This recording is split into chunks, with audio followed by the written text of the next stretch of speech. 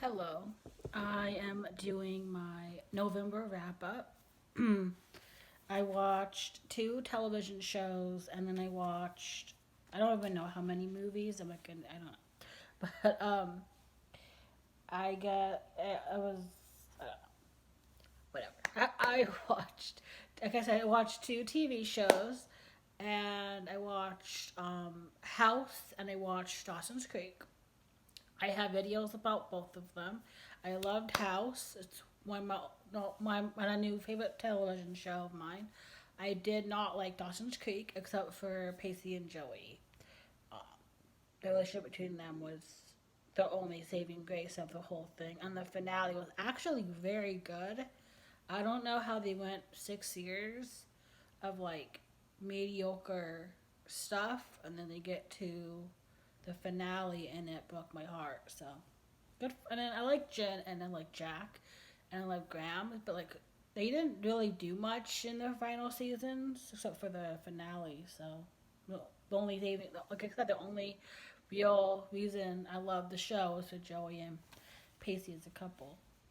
And then the new to me movie was Funny Games. That was intense. That was kind of hard to watch, but it was good. It was enjoyable, but it was also disturbing. And then I watched Jennifer's Body again, for a new to me movie. This was fun. It was really good. It was a lot different than I thought it would be. So yes. And then I watched The Beanpole, which is one of the most beautifully shot movies ever, and it was really good. I really enjoyed it. Gentlemen Broncos. This was a lot of fun. Um, yeah, it was a lot of fun to watch. And then I watched The Fellowship of the Ring. And it's Two Towers and Return of the King, the Lord of the Rings trilogy. I watched this after I watched Dawson's Creek. Like I watched the other movies while I was watching Dawson's Creek, and then when I was done with Dawson's Creek, I watched Lord of the Rings. So obviously this trilogy is wonderful. Um, and then I watched Day for Night, which was a really fun movie. It's a movie about making a movie and how they do it, and it was just a lot of fun.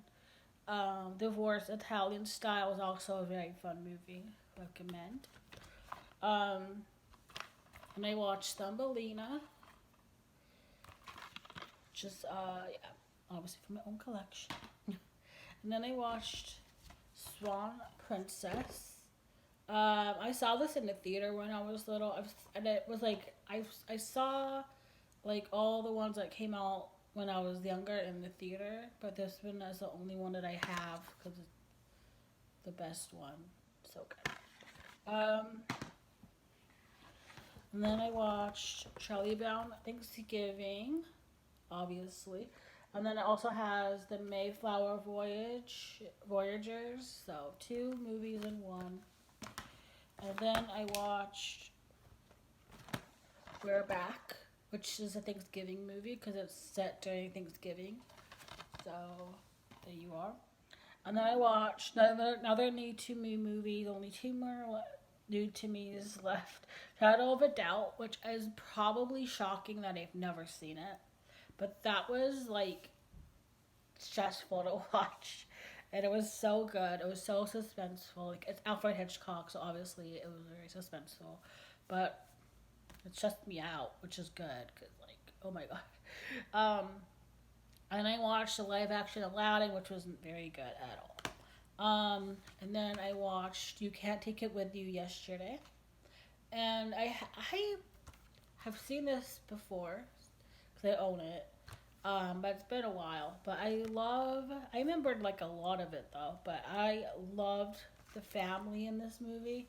Like I love families in movies where they're like they get along and there's a lot of like free spiritedness in the house and like I also like dysfunctional families but not like neglectful one in the section but like everyone just kind of like leave everybody alone kind of dysfunction. But I also love these kind of families where they like each other and they're like they have a lot of fun and it's quirky and you know. So I love the family in this movie.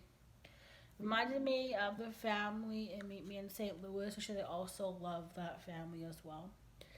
Um, but yes, it has Lionel Barrymore in it, who was in It's a Wonderful Life, and it has with Jimmy Stewart, which I think is like really interesting. And like Frank Capra did It's a Wonderful Life, and it's kind of similar to You Can't Take It With You.